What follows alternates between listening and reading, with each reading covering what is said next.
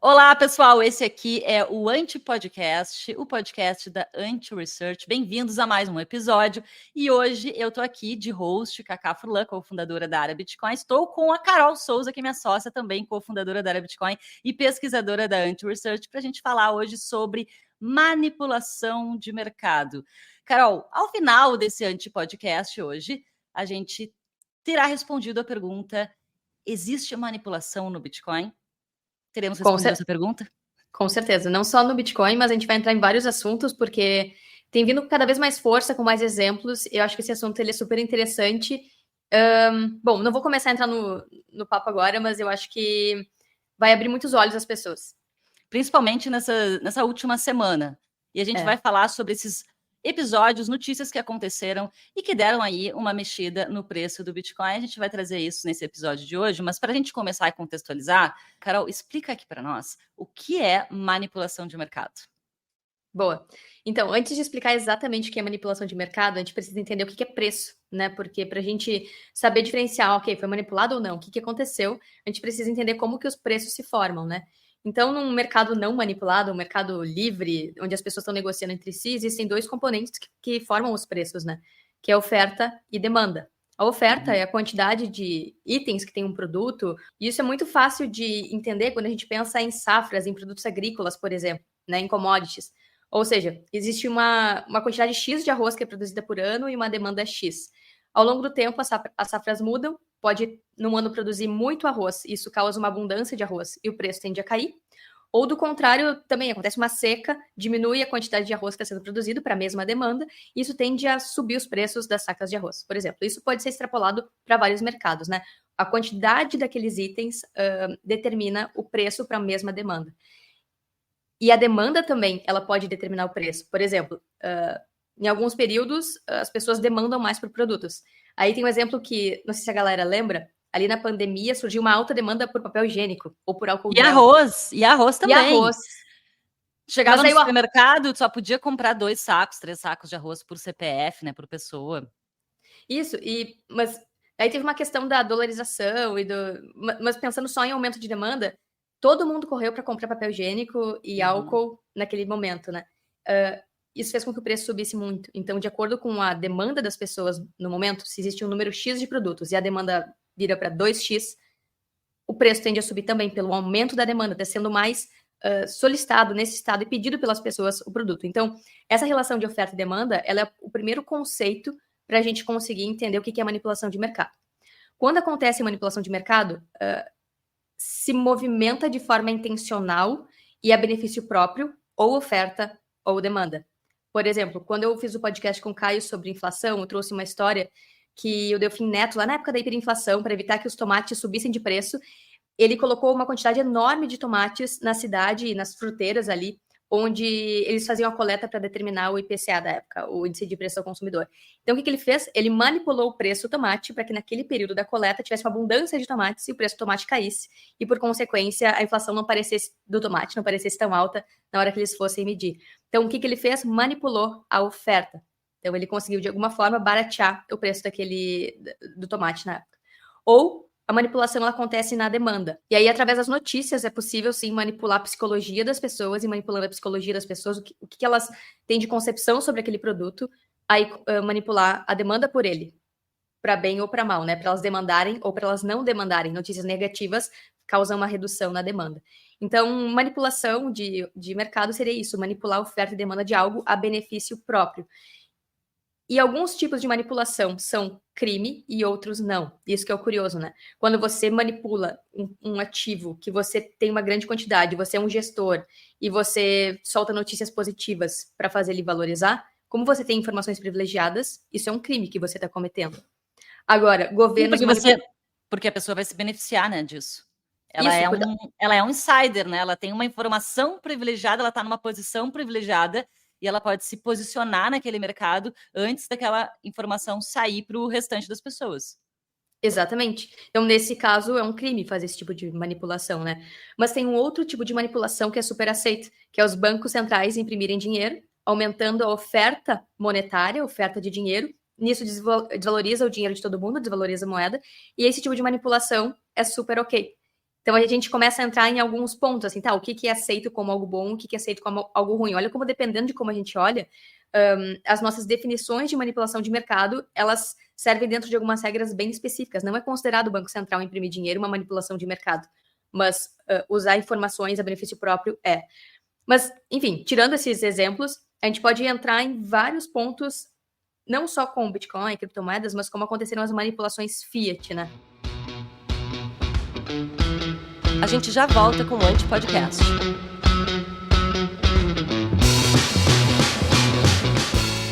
Comprar Bitcoin regularmente faz parte da rotina de todo Bitcoiner, mas muitas plataformas têm taxas altas ou não facilitam a nossa vida. Na Bipa, você consegue programar compras automáticas de Bitcoin mensais, diárias, semanais ou até de hora em hora, e ainda permite saque grátis tanto on-chain quanto em Lightning. Isso nos ajuda a acumular ainda mais sats. A Bipa é uma empresa Bitcoin Only brasileira que incentiva a autocustódia de Bitcoin, segue as melhores práticas de segurança e também é apoiadora aqui do Anti-Podcast. Ainda não tem uma conta na Bipa? É só clicar no link da Bipa aqui na descrição, baixar o aplicativo e abrir a sua conta usando o código ANTIPODCAST. Com o nosso código, na sua primeira compra acima de R$10, você ganha R$10 em Bitcoin. Bora acumular sats!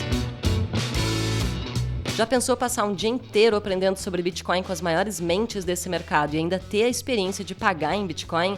Você pode vivenciar tudo isso na SetsConf, o maior evento de Bitcoin do Brasil, que vai rolar no dia 4 de novembro em São Paulo. Vai ser um dia inteiro de programação e palestras para você ficar por dentro do futuro do dinheiro, aprender com os maiores experts e colocar o seu conhecimento em prática nos workshops. Os ingressos são limitados, garanta o seu pelo site setsconf.com.br.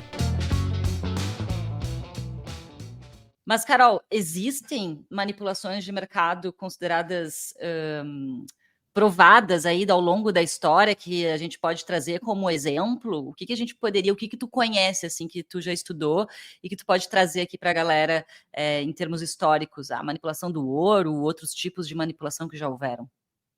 Boa. Então, manipulação é algo que acontece há séculos, né? Se a gente lê as histórias antigas de mercado financeiro antigo, lá na época de Aristóteles, 600 anos antes de Cristo, já tinha manipulação de mercado. Tem até a história de um filósofo chamado Tales, que ele produzia azeite de oliva, e ele queria, de alguma forma, valorizar os produtos dele, porque ele tinha maquinário e era um grande produtor de azeite de oliva. O que ele fez? Ele sabia que ele ia produzir a full, ia produzir muito na próxima colheita, e ele começou a espalhar a notícia que a próxima colheita ia ser a melhor de todas. Ou seja, começou a manipular as pessoas para aumentar a demanda. E ele ficou um ano dizendo, a próxima colheita vai ser o melhor azeite de oliva por causa do clima, por causa das chuvas, por causa do sol, por causa do solo.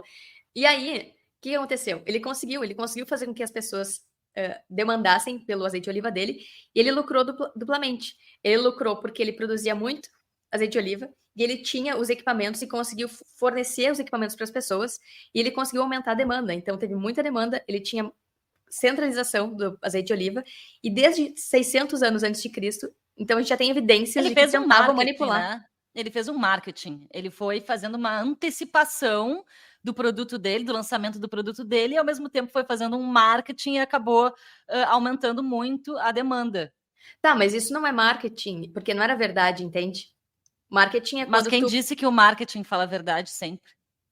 Bom, marketing pode ser uma ferramenta de manipulação, com certeza. Totalmente. Tu lembra da propaganda da margarina nos anos 90, que era aquela família feliz, dizendo que a margarina era a coisa mais maravilhosa e tudo mais, e que margarina nada mais é do que um plástico, né? Não tem nada dentro da margarina, mas o marketing fez aquilo parecer uma coisa super saudável, maravilhosa, assim como sucrilhos Kellogg's nos Estados Unidos também, que aquilo ali é cheio de vitaminas e tudo mais, né? Os cereais, os sucrilhos. E não é puro açúcar.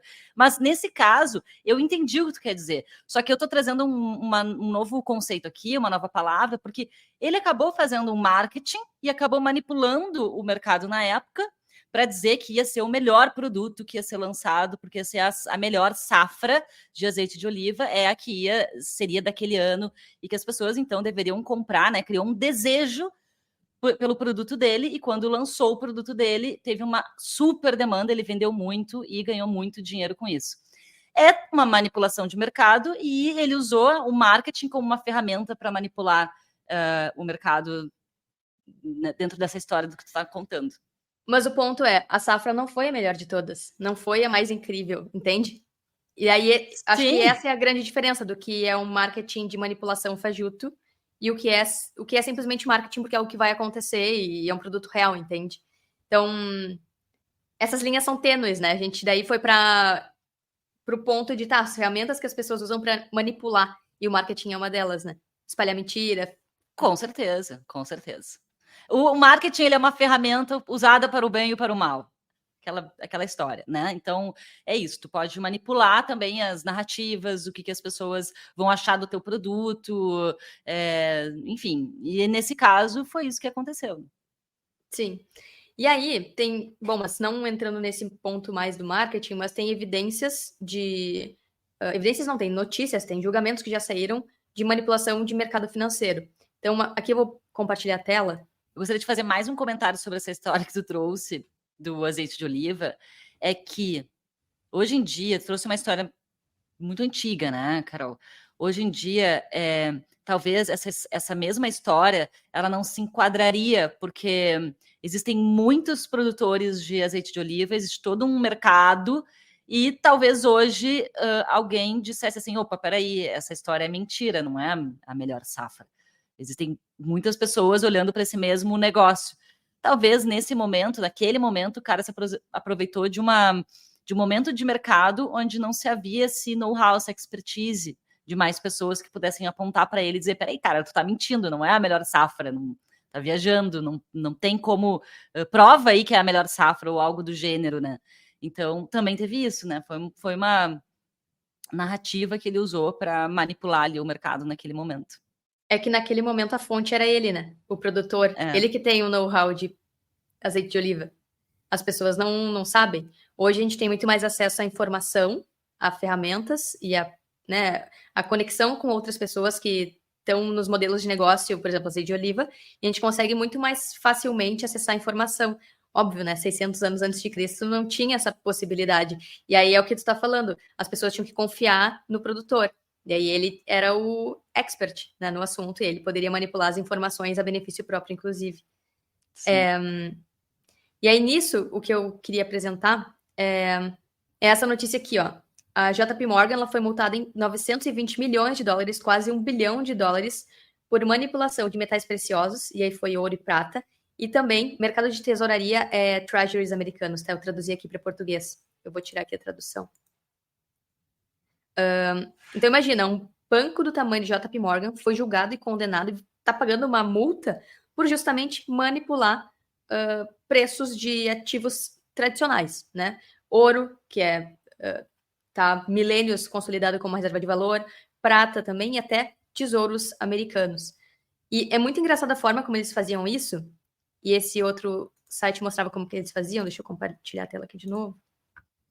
E é engraçado como eles faziam isso, esse site aqui, ele mostra que eles faziam uma técnica chamada spoofing, ou seja, eles colocavam ordens de compra e venda super grandes para quem estivesse acompanhando ali o livro de ofertas nos sites, né, das plataformas de compra e venda de ativos, especialmente de metais, e eles colocavam ordens entre umas grandes, outras pequenas, e em faixas de preço, a ponto de os traders, quem estava acompanhando os preços, acabava sendo induzido a achar que a demanda estava crescendo. Só que não, era só o JP Morgan ali inserindo transações, ofertas falsas de compra, e aí quando algumas eram fechadas por traders verdadeiros, eles iam lá e tiravam as anteriores, para forçar os traders, né, quem estava negociando ali, a comprar no preço que eles queriam. Então esse site ele mostra aqui, ó, outro dia normal no mercado de ouro. Então, aqui tá as ordens de oferta.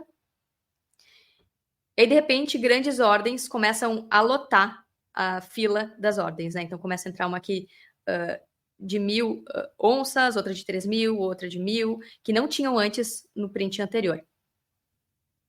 E essas ordens fazem com que os traders comecem justamente a fechar as ofertas. E olha como eles começam a colocar valores diferentes e maiores do que estava anteriormente, né? Aqui tinha até 60 o preço, né? E começava com 56. Agora aqui já começa a chegar a 61. E aí as ordens começam a se mover, o preço começa a subir, mais ofertas, né? Mais ordens são fechadas, E aí uma super grande começa a aparecer, eles começam a botar ordens cada vez maiores.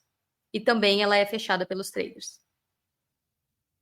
Só que de uma hora para outra, conforme eles conseguem fazer com que os traders vão fechando as operações, as ordens super grandes, elas começam a ser removidas do livro de ofertas. Então é assim que eles conseguem manipular e fazer com que as pessoas que antes estavam fechando contratos no valor de $1.860, agora fechassem por 1.873, ou seja, $13 de diferença por onça de ouro em 1.000 contratos, num volume grande, isso faz muita diferença, né? Então é basicamente assim que eles estavam conseguindo manipular o preço do ouro e foram condenados. Outro exemplo é na London. É muita sacanagem, né? Porque os caras estão manipulando dados e manipulando claramente o mercado, né? Porque as outras pessoas, os traders que estão ali vendo essa tela, não conseguem saber o que é verdade e o que não é. Sim. E aí vem aquela coisa, Bitcoin é manipulado, né? Porque conseguem mexer no preço. Tá, mas olha o ouro. O ouro não tem culpa de que players como o JP Morgan conseguem mexer, porque isso é mexer com a cabeça do mercado, né? É mexer com quem está observando, é uma manobra psicológica, né, no mercado financeiro.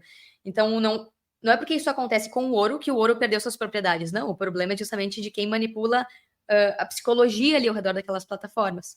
Tem outro exemplo também, que daí é num outro mecanismo que foi ano passado, a London Exchange Metals, que quando o níquel estava subindo muito de preço, chegou a subir 250% em poucas semanas, essa plataforma de compra e venda de metais começou a travar as operações de níquel. Então, como assim? Quando sobem, e eles tinham muitos contratos de níquel, eles travaram as operações para que eles não perdessem dinheiro, né? Então, olha como, quando é benefício próprio, se usa de todas as ferramentas, inclusive fecha a banca, fecha o mercado, não deixa mais as pessoas negociarem. Falando nisso, vou botar aqui uma lenha na fogueira. O fato da Bolsa, por exemplo, ter um stop, né? Chegar no momento que se caiu muito, param as negociações. Isso não seria uma manipulação de mercado, Carol? Isso é um protecionismo, né? Porque fecha para todo mundo ao mesmo tempo. Mas quais os motivos, né? Para não deixar as pessoas perderem dinheiro? Para não deixar as operações acontecerem livremente?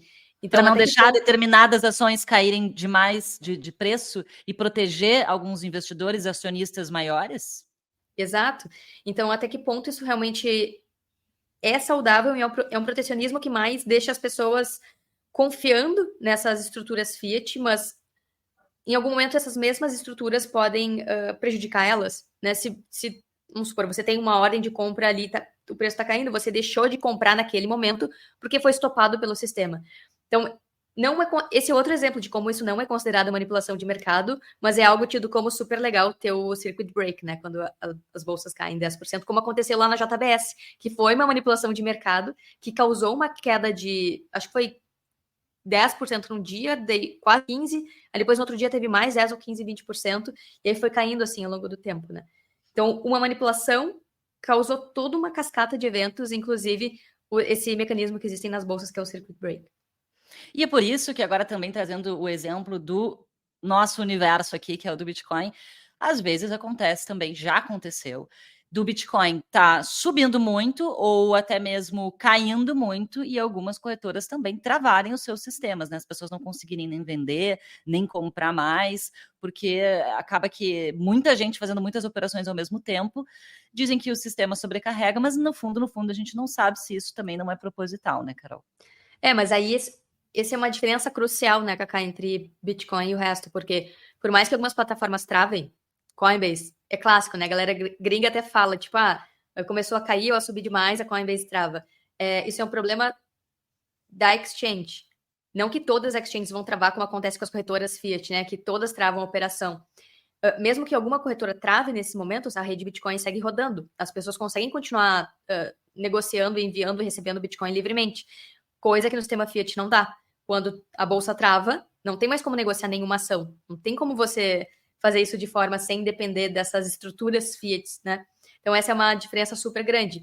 E aí, voltando ao início do que tu estava falando, é óbvio que assim como no ouro existe tentativa de manipular o preço dele a benefício próprio, como no níquel isso acontece, como com os treasuries americanos, o ativo mais seguro do mundo, entre aspas, né, considerado pelos investidores Fiat, também consegue ser manipulado pelo JP Morgan, que tem um poder enorme, é um dos maiores bancos do mundo.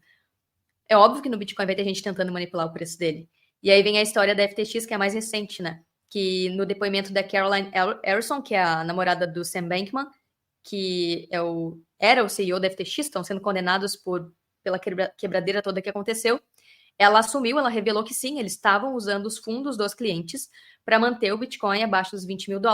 Então, nesse caso, foi uma manipulação para não deixar o Bitcoin subir. Só que o que acontece, né? Por mais que isso aconteça, essas manipulações, tanto de Bitcoin quanto commodities no geral, eu enxergo como algo que é temporário. A FTX quebrou tentando manipular o mercado em vários níveis. Não se sustentou, né? Claro.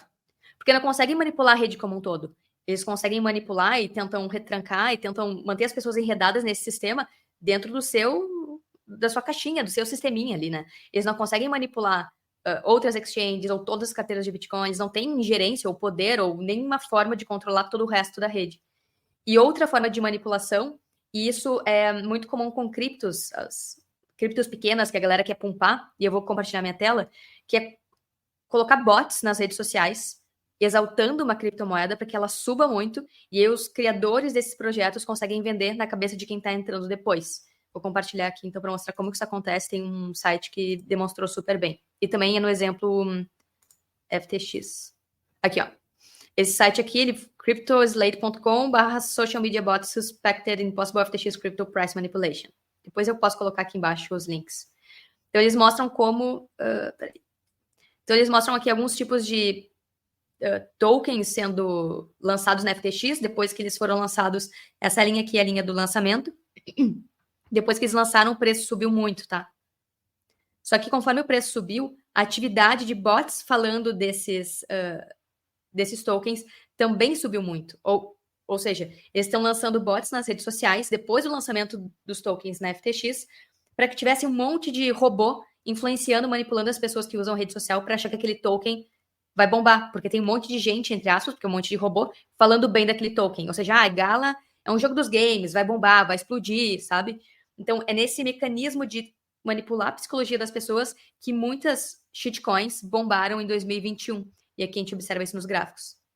Deixa eu ver se tem mais algum gráfico aqui. Não, é só esse. Então, olha como manipulação tem por tudo. E quando você não sabe o que você está fazendo, ou o que é verdade ou o que não é, como que cada ativo se comporta, você acaba caindo nesse tipo de manipulação, né? E aí, outra coisa que aconteceu foi, agora há pouco, a Cointelegraph, né? Eles postaram uma notícia semana passada. Que o ETF tinha sido aprovado da BlackRock. E aí o que aconteceu? As pessoas viram uma notícia que alguém colocou no Discord do Cointelegraph, não era verdade. Eles postaram como verdadeira. As pessoas, confiando no Cointelegraph como uma fonte confiável de informação, começaram a reproduzir aquela notícia. Rapidamente o preço subiu. E olha como o efeito psicológico aconteceu de aumentar a demanda, o preço subir por uma notícia falsa.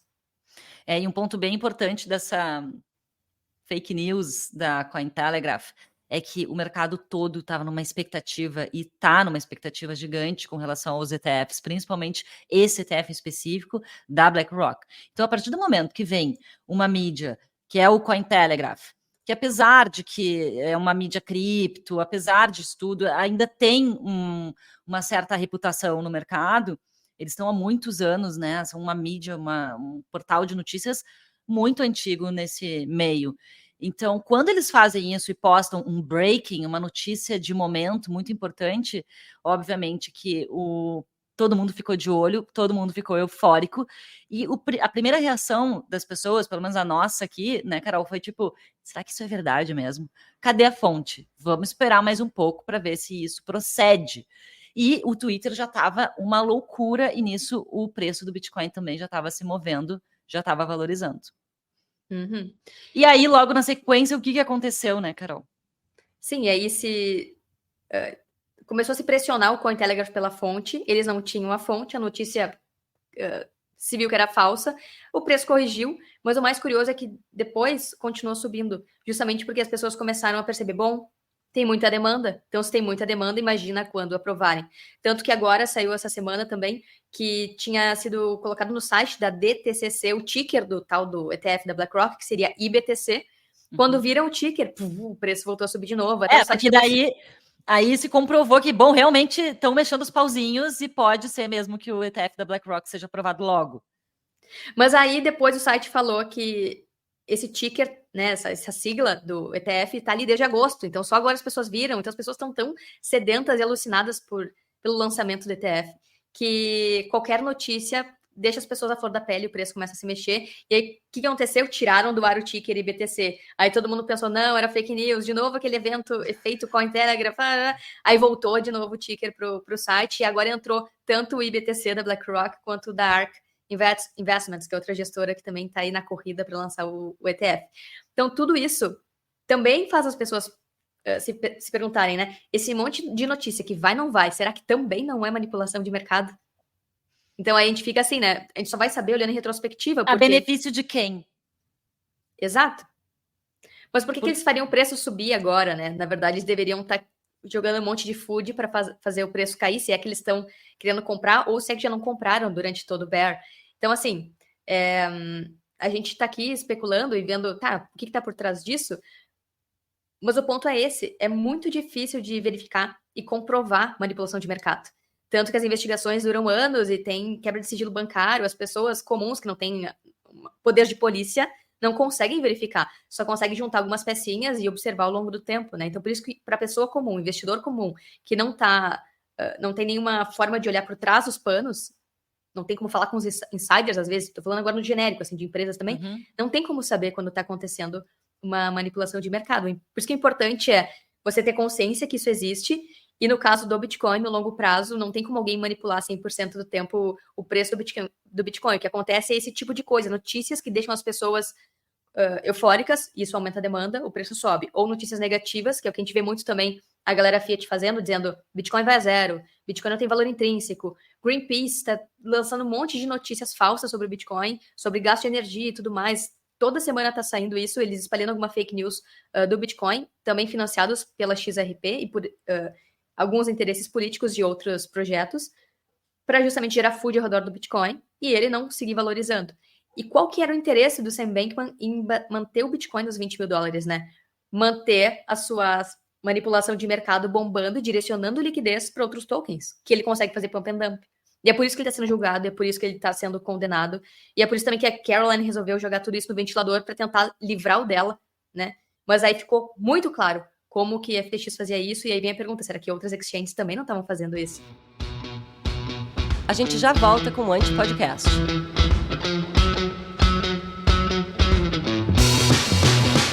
Fazer pagamentos em Bitcoin via Lightning exige que você carregue a carteira com saldo, mas muitas vezes você perde em taxas ou em conversões difíceis de calcular.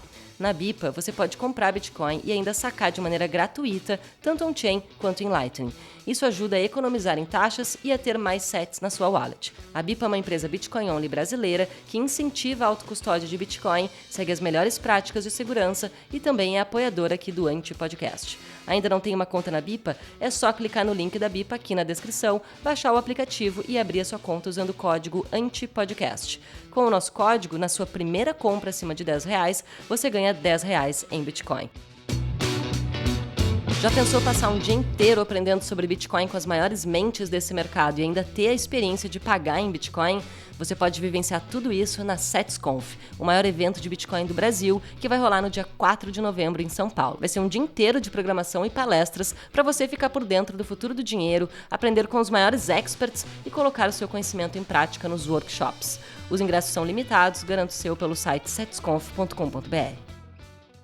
E aí essa é a grande diferença de Bitcoin e criptos, né, Cacá? Porque para manipular o preço do Bitcoin, olha o volume que é necessário. Precisa de muito volume. A FTX precisou, era a terceira maior, segunda maior do mercado quando eles faliram. Eles usaram fundos de todos os clientes para conseguir fazer esse tipo de manipulação de reprimir o preço do Bitcoin.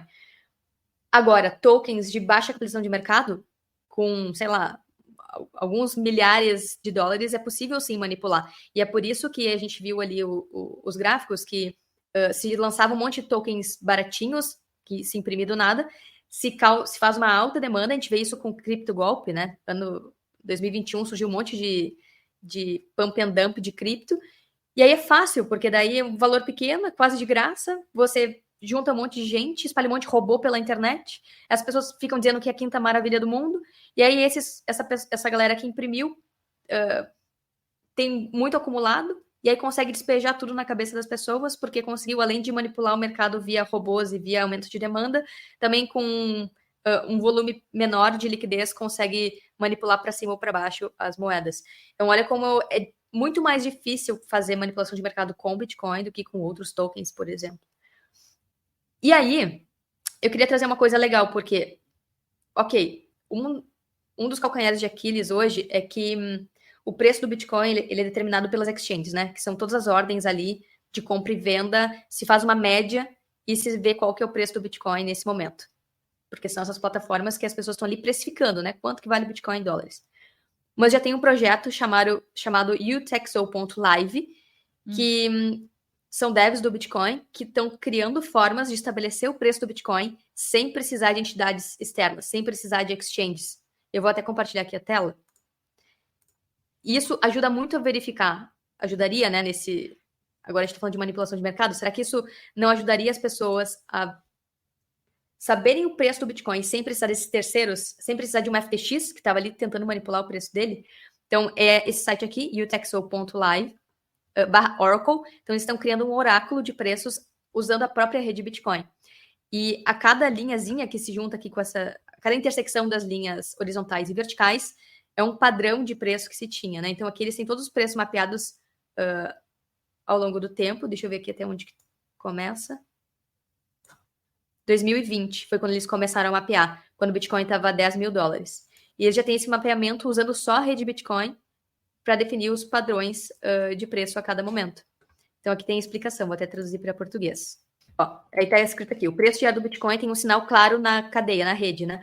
O programa de código aberto utexo.oracle.pi extrai esse preço usando dados 100% da cadeia, da rede, sem exchanges ou terceiros. E o programa constatou que o preço do Bitcoin na rede de ontem era 34.850 dólares, e qualquer pessoa pode rodar um UTXO Oracle no seu Bitcoin Core, ou seja, no seu node, e ter o mesmo preço que está sendo dado aqui nesse oráculo. Carol, deixa eu só entender uma coisa. De que maneira que esse site tiraria a manipulação de mercado da jogada e mostraria o preço real? Isso que eu não entendi muito bem. Porque não ficaria suscetível às exchanges, entende? Vamos supor que sim, mas nas exchanges tem uma diferença de preço entre elas, às vezes, enfim, tem uma diferença de preço do Bitcoin, mas ela hoje em dia não é uma diferença tão grande assim. Eu não sei se na época da FTX, quando eles faziam essas vendas e usavam o dinheiro dos investidores ali, da galera, para manipular o Bitcoin, se na FTX a diferença de preço era maior, por exemplo. Eu não sei, mas seria nesse sentido? Não, eu acho que essa é uma ferramenta mais no sentido de... E se as exchanges começarem a todas juntas manipularem o preço do Bitcoin? Ou a partir de censura governamental, manipulação generalizada, sabe? Como não depender da precificação de terceiros mesmo, de empresas, de entidades. Como ter a partir da própria rede Bitcoin, um sinal de preço. Essa é a maior dificuldade que existia há muito tempo, tanto que se falava dos oráculos, cripto, para tentar achar as informações, juntar as informações fora de blockchain e jogar para dentro, sabe? Entendi. E esse oráculo ele faz o contrário, a partir da própria rede Bitcoin, ele consegue estabelecer patamares de preço de acordo com os comportamentos de taxas e das transações que acontecem em blockchain. É algo genial, recém foi lançado, e claro, precisa ser validado se ele vai acompanhar de fato o preço do Bitcoin.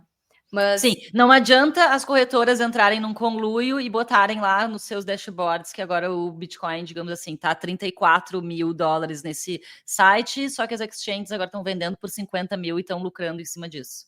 Ou se começam a fazer spoofing, como fizeram com o ouro, entendeu? Aí começam a botar um monte de ordem falsa para cima ou para baixo, para manipular o preço. Isso afeta toda a régua de medir o preço de todas as exchanges, todo mundo no mundo, entende? Entendi. E é por isso a necessidade disso, para não ter nem o preço tá correlacionado ao sistema Fiat. E aí não teria como nem manipular o preço do Bitcoin, oferta e demanda, porque a rede é um sistema de informações que se apoia em si próprio. Isso para mim explodiu a mente quando eu ouvi falar desse oráculo, porque ele torna também, ele quebra essa possibilidade de manipulação de preço no sentido de através das exchanges via ordens, sabe, em livros de oferta. É puramente oferta e demanda na rede Bitcoin via transações, via UTXOs, que são as moedas que estão circulando. E eu achei massa trazer esse exemplo como uma ferramenta que pode quebrar um tipo de manipulação, né? Porque as notícias, a mente das pessoas, a demanda psicológica, ela sempre vai poder ser manipulada porque as pessoas são manipuláveis. Mas a rede, como sistema de preços apoiada em si próprio, esse ponto pode ser eliminado. Pode ser, porque, né? Pode ter bugs, pode não dar certo, podem ver que daqui a pouco esse oráculo não funciona. Mas é uma ideia legal que eu trouxe aqui pra gente olhar para isso, né? Muito legal. Caraca, quanta coisa ainda tem para ser criada no Bitcoin, né? Eu nem tinha parado para pensar nisso, Carol. Agora que tu trouxe essa ideia desse site que está sendo criado, que caiu algumas fichas, assim, realmente, sobre a necessidade desse site. Pô, legal. Podemos entrar agora nos ETFs e BlackRock e tudo mais? É que tudo isso levanta a pergunta, né, Cacá? E a BlackRock? Qual é a pergunta? Será que a BlackRock vai conseguir manipular o preço do Bitcoin? Essa é a pergunta que a gente não para de receber no nosso Instagram e no YouTube depois que saíram essas notícias aí dessa possibilidade do ETF da BlackRock ser aprovado. Todo mundo quer saber, Carol. Será que a BlackRock vai ter esse poder de manipular o preço do Bitcoin? E eles vão botar lá para cima, vai estourar o preço, porque eles vão comprar rodo, e aí eles vão poder manipular, ter o poder, porque a BlackRock é muito poderosa no mundo, né? Eles têm muita grana, e será que eles vão poder fazer essa manipulação de mercado assim como o FTX fazia? O que tu acha? Eles têm 9 trilhões de dólares sobre gestão, né? Então, é um elefante de dinheiro, eles têm muita grana. Se eles quiserem, eles podem comprar a rede Bitcoin inteira, que tem 500 bilhões de dólares em captação de mercado. Eles têm, sério, 18 vezes o Bitcoin. Bom, mas para Só que em comprar a rede Bitcoin inteira, eles teriam que comprar cada pessoa que tem um nó espalhado ao redor do mundo. Não, desculpa, eu não quis falar rede Bitcoin. Eles poderiam comprar o Bitcoin inteiro se estivesse disponível, assim. Ah, tá. Sabe? Eu já fiquei. Peraí, a galera vai nos ouvir aqui e vai entender, né, que dá para comprar a rede Bitcoin, só um pouquinho, Não, uma não, rede descentralizada. Isso. Eu quis dizer que eles poderiam comprar toda a captação de mercado do Bitcoin com o volume de grana que eles têm. Não que a rede Bitcoin pudesse ser vendida. Me expressei mal. Então, assim, eles têm muito poder em liquidez. Só que, como gestores, eles não vão querer. Eles próprios, se eles entrarem e comprarem todos os Bitcoins que têm, eles vão jogar o preço lá para cima, né? Eles poderiam fazer o Bitcoin valorizar 1000 vezes, 2000 vezes só com a liquidez que eles têm. Então, como gestores, eles talvez vão querer comprar aos poucos para não eles mesmos não jogarem o preço mais para cima, sabe? Senão vai. E eles mesmos não comprarem mais caro. Exatamente. Porque se eles vão lançar ETFs, eles vão precisar vender esses ETFs para alguém. Eles vão precisar vender dizendo, aqui tá Bitcoin. Larry Fink já tá falando no Bitcoin como um flight quality, um safe haven, como um ouro digital. Eles já estão ensaiando a narrativa de, olha, Bitcoin não é mais o índice de lavagem de dinheiro que a gente falou lá em 2017. Bitcoin agora é muito melhor que o dólar. Bitcoin agora é um ativo de proteção. Bitcoin tem que ter na carteira. Só que eles precisam oferecer esse produto. Ele tem que estar acessível, mas eles também não podem estilingar lá para cima e daqui a pouco não vai ter mais assimetria para subir, sabe? Eles não podem fazer hiperbitcoinização através deles próprios e da liquidez que eles têm. Então, eu acredito que eles vão comprar aos poucos, mas o ponto é, eles não conseguem manipular a rede Bitcoin. E essa era a resposta que eu ia continuar depois, que tu falou, eles podem comprar a rede Bitcoin? Não podem, porque não tem como negociar os nodes com as pessoas, entende? Eles só conseguem comprar moeda, eles não conseguem comprar a rede, eles não conseguem comprar os nodes, eles não conseguem centralizar a rede Bitcoin. O que eles conseguem é injetar liquidez e criar um ativo que é apoiado no Bitcoin, porque eles não vendem Bitcoin, na verdade estão vendendo papel. E isso é super fiat, porque eles não vendem Bitcoin em si. As pessoas não vão poder sacar os Bitcoins de dentro da BlackRock, né?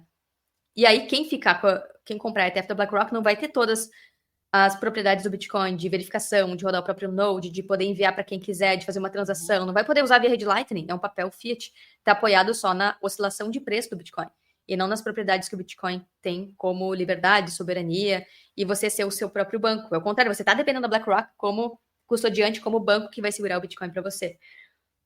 Então, sim, eles poderiam manipular o preço do Bitcoin, mas eu acredito que eles não vão, porque eles têm interesse que as pessoas comprem os ETFs deles. E eles não... Eu não sei qual é a estratégia de compra deles também, né? Eu acredito que eles vão comprando lentamente. Mas olha só um ponto. Mas, ao mesmo tempo, é interesse deles que o Bitcoin se valorize. Perfeito, é nesse ponto.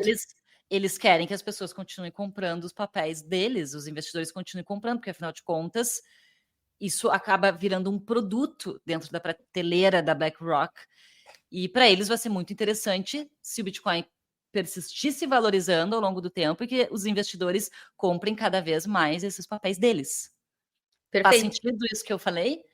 Total. Só que o ponto é, beleza. Mas e se mesmo assim eles quiserem manipular?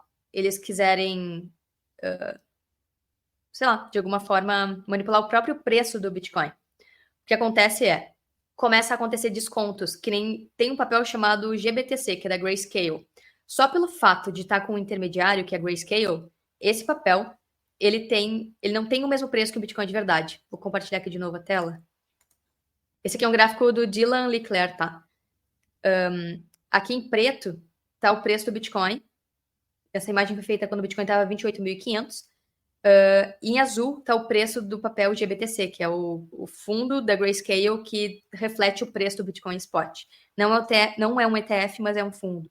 Então, olha como ao longo do tempo se criou um espaço aqui entre o preço do Bitcoin e o preço do papel da Grayscale estava sempre abaixo do preço do Bitcoin de verdade. Tanto que nesse print, nesse momento aqui, estava com 13% de desconto. O Bitcoin oficial estava com $28.500 de preço oficial e o papel da Grayscale estava valendo $24.771. Teve momentos que, inclusive lá, início de 2023, quando a gente estava no topo do food, chegou a ficar com 40% de desconto. Por desconfiança da Grayscale, não conseguir manter o seu papel, os seus fundos pela queda de preço do Bitcoin, por medo de falência, por N motivos, se criou esse desconto. Então, o que isso mostra para o mercado? Ter papéis de Bitcoin com terceiros significa que você não vai ter um papel que reflete exatamente o preço do Bitcoin. Vai ter algum desconto, especialmente em momentos de grande negatividade, que é o que mostra esse gráfico aqui. Quando o papel da Grayscale foi lançado, até tinha um premium aqui, né? Ele estava valendo até mais que Bitcoin por algum certo período.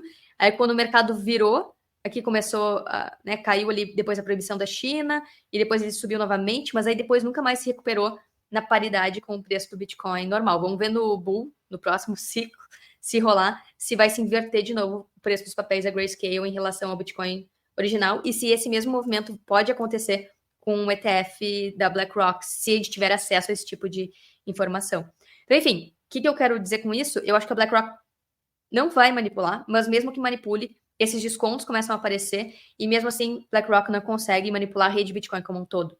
Se alguém desconfiar, se começar a ter desconfiança, o preço do papel deles vai começar a cair e se desconectar do Bitcoin, do preço do Bitcoin spot normal, vendido nas exchanges ou negociado entre pessoas, ou até mesmo no oráculo ali, que eu mostrei. Ou seja, consegue fazer uma manipulação pontual, mas não vai conseguir fazer uma manipulação para sempre. Até porque é o que a gente viu ali na FTX, né? Eles manipularam até quebrar. Então, será que eles cometeriam esse mesmo erro ou não? Ou vão assumir as multas que eles, por exemplo, JP Morgan ali, manipulou o preço do ouro, tomou multa. Não vai mais manipular? Vai, não sei, mas isso não modifica as propriedades do ouro, não modifica o ouro como ativo. Fala muito mais sobre essas entidades fiat, esses bancos, do que sobre o ativo em si. Então, esse tipo de manipulação fala sobre esses players do mercado que querem tirar vantagem dos ativos em detrimento das pessoas que estão ali comprando, em detrimento dos seus clientes, né? Estão passando a perna nos clientes, no fim das contas. Bom, falamos bastante aqui sobre a manipulação de mercado. O fato é que muita coisa está acontecendo no Bitcoin.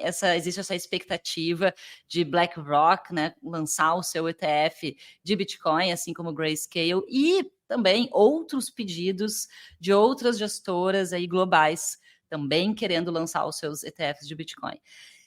O ano de 2024 promete, né, Carol? Temos halving e temos todas essas notícias que podem surgir, que são notícias positivas para o Bitcoin, que são grandes players, ainda que de mercado fiat, mas que vão possibilitar que empresas possam se expor de uma maneira que hoje ainda não é possível, né? De uma maneira regulada, né? E com essas chancelas desses players fiat que já são consolidados no mercado. É isso aí, Cacá. Então, acho que o resumo desse nosso papo é que a manipulação é uma questão mais psicológica, mental das pessoas. Sempre vai ter gente tentando manipular umas às outras.